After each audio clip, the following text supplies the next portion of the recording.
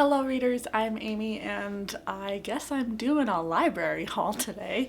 I never thought that I would do a library haul, like ever. I don't usually have like a ton of books out for from a library, not enough to warrant making a whole video anyways. And when I was physically going, I would check out maybe 2 or 3 at a time, so it's like it just wasn't worth doing a library haul. But at the time of this filming, I am in the middle of my week of reading nonfiction, and I just keep putting stuff on hold, and then I keep having stuff come in. So we're just going to talk really quick about all of the books on my Libby app right now. Let's go ahead and start with Hood Feminism by Mickey Kendall.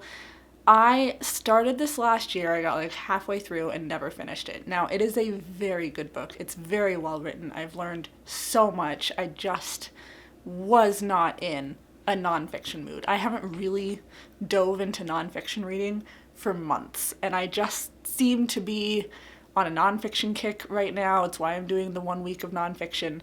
So I went ahead and got the audiobook, even though I do already own the physical book, because I thought the audiobook would help me to get through it, to like spend more time on it, and with all the graphic design work that I've been doing lately, it's just easier to read an audiobook, and that's great because I've also been in an audiobook mood lately.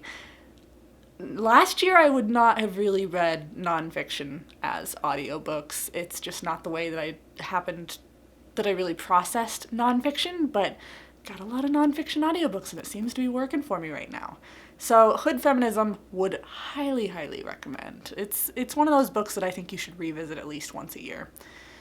I have Dominicana by Angie Cruz, about a 15-year-old who never dreamed of moving to America the way girls she grew up with in the Dominican countryside did.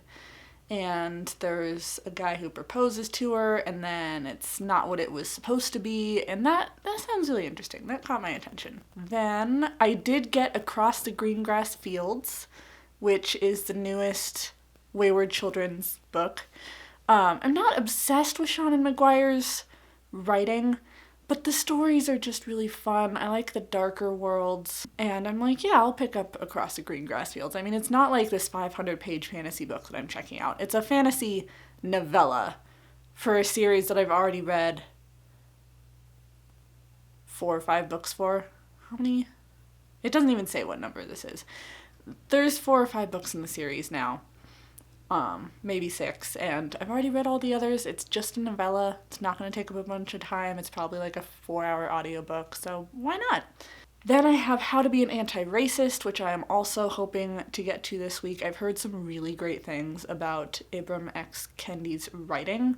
I believe he's done a couple of books now, and like I said, was not in the nonfiction mood, so I'm going to get around to some of those race books this week, hopefully.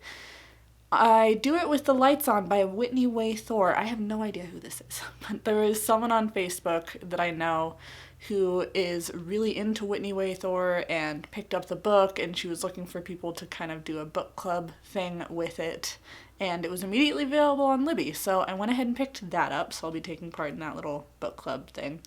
And it's a self-help, so that'll be interesting. I haven't done self-help in a while. Last one I remember reading, the only one I remember reading, is The Dance of Anger, which was recommended by Hillary from Melton Books. That was a really good one. Helped me, understand angry feelings better. Then, lastly on here, I have Little Fish by Casey Plett. This is... There are sometimes I still cannot quite navigate where to find the information on a book. Anyways, it has to do with being transgender. Let me see if I can look it up here really quick so I can actually give you an idea of what this book is about. When 30-year-old trans woman Wendy Reimer comes across evidence that her late grandfather, a devout Mennonite farmer, might have been transgender himself, she dismisses this revelation, having other problems at hand. But as she and her friends struggle to cope with their increasingly volatile lives, which range from alcoholism to sex work to suicide, Wendy grows increasingly drawn to the lost pieces of her grandfather's life, becoming determined to unravel the mystery of his truth. Alternately warm-hearted and dark-spirited, desperate and mirthful, Little Fish explores the winter of discontent in the life of one transgender woman as her past and future become irrevocably entwined. That sounds fantastic. That's a book, like, if I really enjoy it, I might buy it. Not this year. This year is my book ban, which, if you've been here for a bit, you know that I just posted my entire 2021 TBR, because I have this TBR shelf of books that need to be read. But what do you know? I'm on the library app far too often and can't stop getting new books. I may not be buying books, but it is not stopping me from getting books. So yeah, that's been my library haul. Hope you enjoyed that. Like I said, I didn't think I would ever do a library haul, but I've got a lot of books on here right now.